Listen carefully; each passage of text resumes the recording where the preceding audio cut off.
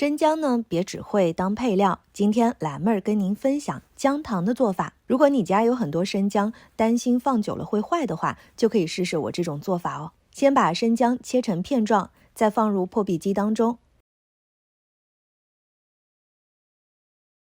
加小半碗的清水，水不需要加太多，只要能把生姜打成汁水就可以了。我们把它打成细腻的姜汁。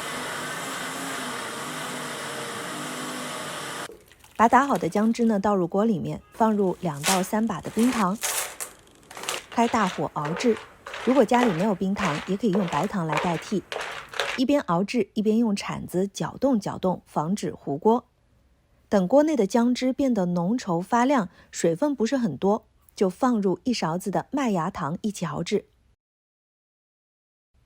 这个时候锅内水分不多了，就需要勤翻动，一直熬到锅内的姜汁变成蓉，很有粘性，还会粘在铲子上面就可以了。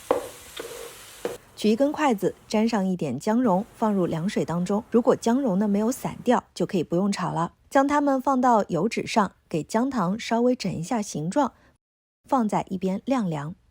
等姜糖定型，但是摸起来还是温热热的时候呢，用刀将它切成小块。